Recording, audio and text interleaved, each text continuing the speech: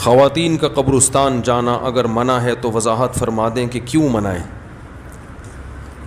خواتین کا قبرستان جانا کوئی حرام ناجائز نہیں ہے، منع کیا جاتا ہے احتیاط کی وجہ سے، حدیث میں بھی ممانعت آئی ہے، لیکن پھر اس میں علماء کا اختلاف ہے کہ بعد میں ان کو پرمیشن ملی تھی کہ نہیں ملی تھی۔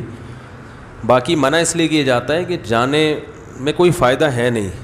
قبرستان ایک ایسی جگہ ہے جہاں انسان جاتا ہے تو آخرت کی یاد تازہ ہوتی ہے، وہاں بھی اگر خواتین پہنچ جائیں گی تو جو قبرستان جا کے آخرت کو یاد تازہ کریں گے وہ بجائے آخرت کے دوسری چیزوں میں، جیسے بازار کا ماحول ہوتا ہے نا، تو وہ والا ماحول بن جائے گا وہاں پہ۔ خواتین کو کنٹرول کرنا بہت مشکل ہے کہ پردے کی وہ قبرستان بھی لپسٹک لگا کے جائیں گی، میک اپ کر کے جائیں گی، یہ ہوگا کہ نہیں ہوگا؟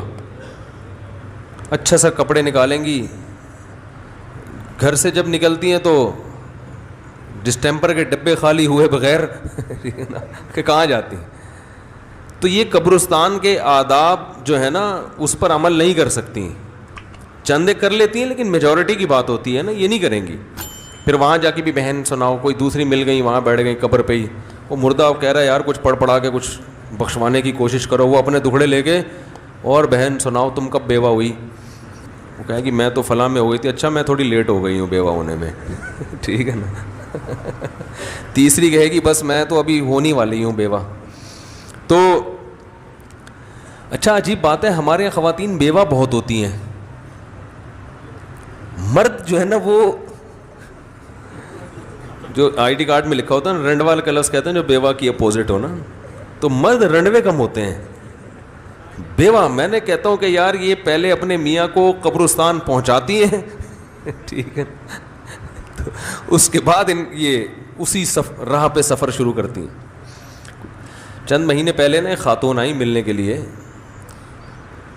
تو وہ اپنے بچوں کی شکایتیں کر رہی تھیں، میرے بچے ایسے میرے بچے ایسے، وہ اتنی اسپیڈ میں بول رہی تھیں کہ مجھے اندازہ ہو گیا کہ ان کے بچے برے نہیں ہیں، یہ کچھ ضرورت سے زیادہ سخت ہیں، سخت مزاج ہیں۔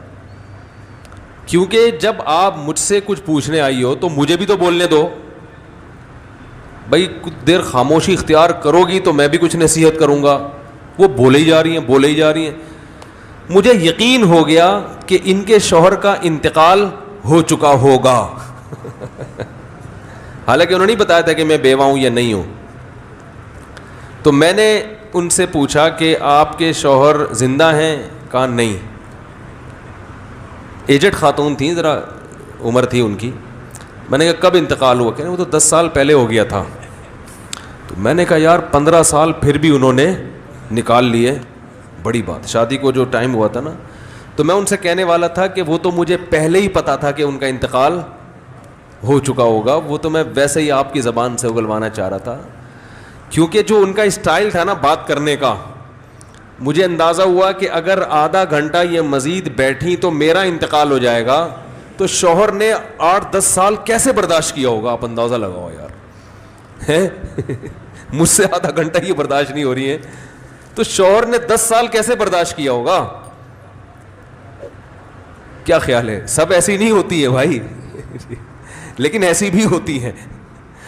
تو وہ پھر بچوں کو میں نے بلایا، میں نے کہا اماں برداشت کرو بھائی، یہ سننے کو تیار نہیں ہے تو سمجھنا تو اگلا اسٹیپ ہے نا، پہلے تو سنتا ہے انسان پھر اینالائز کرتا ہے، سمجھنے کا اسٹیپ اگلا ہے۔ میں نے کہا یہ بھائی سننے کی پوزیشن میں نہیں ہے تو سمجھنا تو اگلا اسٹیپ ہے۔ تو کہہ رہے ہم کیا کریں اماں نے ہم سب کا نا خون پیا ہوا ہے، ہر وقت آنے، کوئی ذرا سا جس دن کم کما کے لاؤ اس دن سلب آتے ہیں۔ تو میں نے کہا برداشت، اماں کے سامنے تو زبان نہیں چلا سکتا۔ میں نے کہا بس سن لیا کرو یار بیٹھ کے، اور کوئی حل نہیں ہے اس میں۔